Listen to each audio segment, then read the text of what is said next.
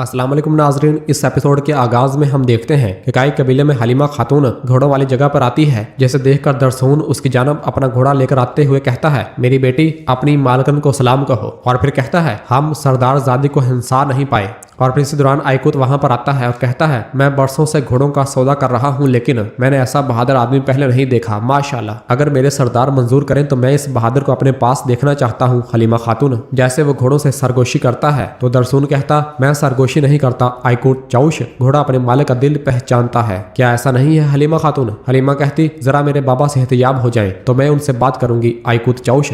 आइकुत कहता, ए वल्ला, और वहां से रवाना होता है। और फिर हलीमा दरसून से कहती, मैंने अपनी माँ और बाबा के घोड़ों के साथ बंधन को देखा। इनके और घोड़ों के दरमियान ऐसा ताल्लुक था कि वो एक नजर से समझ जाते और एक सांस से पुरसुकून हो जाते। मेरे पास अभी तक ऐसा घोड़ा नहीं है। तो दरसून कहता, शायद आपको अभी तक आपको समझने वाला शख्स भी नहीं मिला है हलीमा खातून। घोड़े इंसानों जैसे होते हैं, वो सिर्फ अपने जैसा दिल रखने वालों को अपना साथी बनाते हैं। और फिर इस दौरान आइकुत उस्मान साहब के घोड़े को पकड़ रहा होता है और वो परेशान लग रहा होता है। हलीमा जब उसकी जानब बढ़ती है तो दरसून कहता, उस्मान साहब का घोड़ा इन दिनों परेशान है, वो भी यकीनी तौर पर अपने मालिक को महसूस करता है। हलीमा कहती, मैं हमेशा मेरे बाबा का दिल पहाड़ों की तरह गैर मुतनज़्ज़ल समझती थी, अब अगर वो पहाड़ हरकत में आया तो दरसून कहता, पहाड़ हरकत में आया तो भी नहीं गिरेगा क्योंकि इसकी जड़ें मजबूत हैं। उस्मान साहब की जड़ें आप लोग हैं। कहा जाता है कि बाप अपने बच्चों से ताकत लेता है। और फिर हलीमा कहती, बहरहाल मैं अपना घोड़ा लेने आई हूँ। दरसून कहता, ले, आपका घोड़ा तैयार है हलीमा खातून? तो आइकुत कहता, नहीं, तैयार नहीं है, ये अभी तक हुक्म की तामील नहीं करता। तो दरसून कहता, जब ये अपनी मालकन को पहचान लेगा तो मालकन की बात को नहीं टालेगा।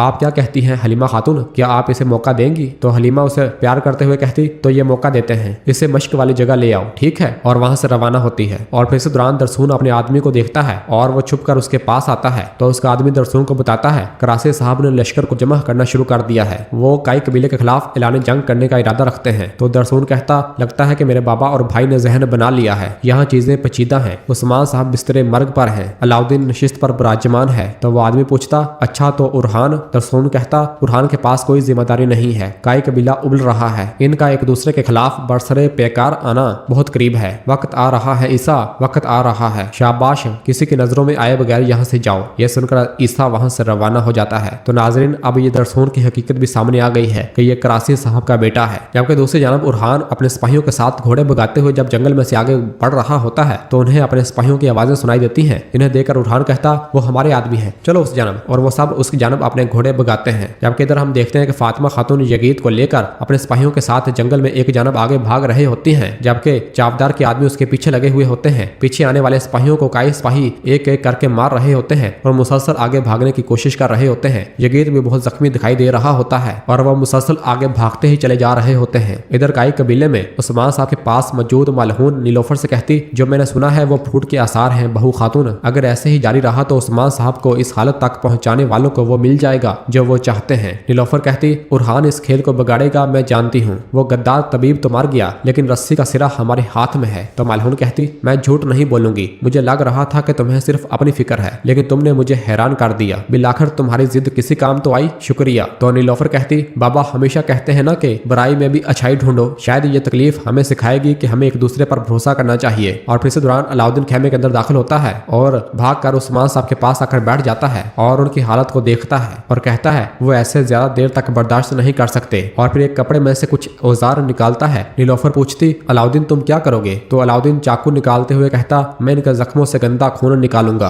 आप बाहर जाएं। जब मलहून नहीं जाती तो अलाउद्दीन एक बार फिर कहता है, मैंने कहा बाहर जाएं माँ। और फिर नीलोफर मलहून को लेकर खेमे से बाहर रवाना हो जाती है। और फिर अलाउद्दीन अपने हाथ में चाकू पकड़े कहता है, बाबा मैं आपका इलाज करूंगा बाबा, आप ठीक हो जाएंगे इंशाल्लाह मेरे शेर बाबा। जबकि इधर साथ वाले खेमे में मलहून और नीलोफर बहुत ज्यादा परेशान होती हैं। मलहून की आंखों में आंसू बह रहे होते हैं। नीलोफर उन्हें तसल्ली देते हुए कहती, वो अलाउद्दीन साहब के सुपुर्द हैं, मेरे बाबा ठीक हो जाएंगे। और फिर इस दौरान गोंजा और दीदार भी खेमे के अंदर दाखिल होती हैं। गोंजा पूछती, बाबा कैसे हैं? मलहून कहती, अलाउद्दीन उनके पास है, इंशाल्लाह हमारी कोशिश से वो ठीक हो जाएंगे इंशाल्लाह। दीदार कहती है, माशाल्लाह अलाउद्दीन सल्तनत को भी संभाल रहे हैं और वो यक वक्त अपने बाबा का ख्याल भी रख रहे हैं। और फिर कहती, हम ये सब कुछ किसी जिद्दी के साथ नहीं कर सकते थे। तो नीलोफर गुस्से से कहती, जिद्दी आदमी कौन है दीदार खातून, साफ साफ बात करें। तुम्हारे सरदार को वो मिल गया जो वो सालों से मांग रहे थे, तुम्हें और क्या चाहिए? तो गोंजा कहती, मुझे नहीं मालूम कि दीदार खातून क्या चाहती है, लेकिन जब से अलाउद्दीन को ये जिम्मेदारी मिली है तुम क्यों नाराज हो नीलोफर? क्या ये भाईचारा है? मलहून कहती, उस्मान साहब अंदर मौत से लड़ रहे हैं, तुम इस तरह क्यों बात कर रही हो? दीदार कहती, क्या हम सिर्फ इसलिए इस गुस्से के मुस्तहिक हैं कि अलाउद्दीन साहब और शहनी शाह साहब अपने फराइज अंजाम दे रहे हैं? क्या ये हमारे इत्तेहाद को दरहम बरहम नहीं करेगा? मलहून खातून। मलहून कहती, अपनी जबान को काबू में रखो दीदार खातून, काइयों की भलाई मेरे बेटों के इत्तेहाद और इनकी नस्ल पर मुनहसर है, वो दोनों हमारे पर हैं। अगर वो गलत हवाओं में चलेंगे तो मैं कभी ऐसा नहीं होने दूंगी। तो गोंजा कहती, अलाउद्दीन कभी गलत नहीं। मलहून कहती, बस गोंजा बस, बहुत हो गया। और फिर इसी दौरान अलाउद्दीन खेमे से बाहर निकलता है। मलहून कहती, अलाउद्दीन बेटा तुम्हारे बाबा ठीक हो जाएंगे ना? इस पर अलाउद्दीन कोई जवाब नहीं देता।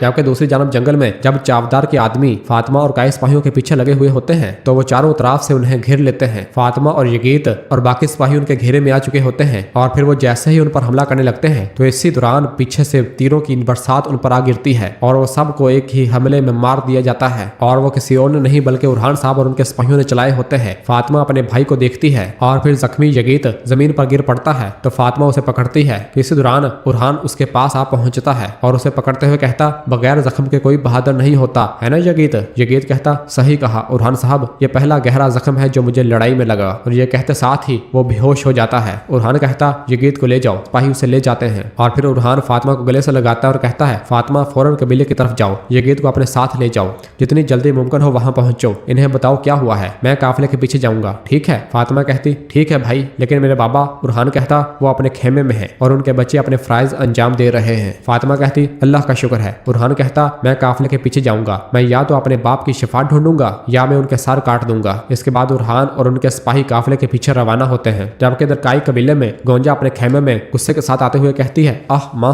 आह, उन्होंने मुझे बोलने भी नहीं दिया। तो दीदार भी उसके पीछे खेमे में आते हुए कहती, वो नीलोफर को नापसंद करती थी, अब वो इसका दफा कर रही है। अगर उस्मान सरदार फोत हो गए तो इस कबीले में हलचल मच जाएगी। अगर उन्होंने पहले ही ये काम शुरू कर दिया है तो गोंजा कहती, अल्लाह उसे हमारे साथ रखे दीदार खातून। दीदार कहती, सही। आह मलहून। मलहून का कहना है कि वो अपने बच्चों से यकसा प्यार करती है, लेकिन वो उरहान को इस पोस्ट पर देखना चाहती है और वो नीलोफर के लिए रियासत की मां का ओहदा तैयार कर रही है। तो गोंजा कहती, अलाउद्दीन सरदारी का हकदार है, तमाम सरदारान ये बात बखूबी जानते हैं, इसके अलावा बाबा भी यही चाहते हैं। तो दीदार कहती, ठीक है, लेकिन देखो इसने मौका मिलने पर क्या कहा, वो अपने बच्चों की नस्ल की बात करती रहती है, ये इसने तुम्हारे लिए कहा। यह सुनकर गोंजा बहुत ज्यादा परेशान होने लग जाती है। तो पीछे से दीदार उसे भड़काते हुए कहती, मैं तुम्हें बता दूं कि इसलिए वो शुरू से ही अलाउद्दीन की शादी किसी और से करवाना चाहती थी ताकि उरहान ही इस कबीले का अकलौता वारस लगे, क्योंकि मलहून जानती है कि तुम एक दूसरे से कितने मोहब्बत करते हो। क्या वो नहीं जानती कि अलाउद्दीन पोस्ट के लिए भी तुम्हारी इजाजत के बगैर शादी नहीं करेगा?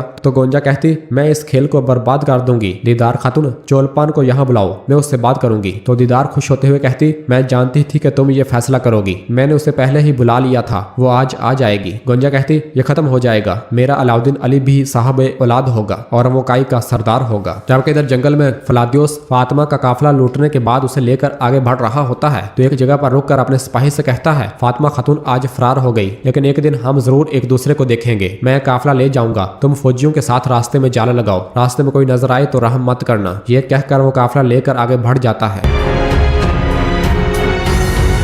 और नाजरीन इसी जगह पर एपिसोड खत्म करते हैं। मिलते हैं बहुत जल्द अगली एपिसोड के साथ। वीडियो को लाइक कर दें और जिन दोस्तों ने अभी तक चैनल सब्सक्राइब नहीं किया वो जल्दी से चैनल सब्सक्राइब कर दें और बेल आइकन यानी घंटी वाले निशान को भी प्रेस कर दें ताकि आने वाले एपिसोड्स आपको आसानी मिल सकें। दुआओं में याद रखें। अल्लाह हाफिज।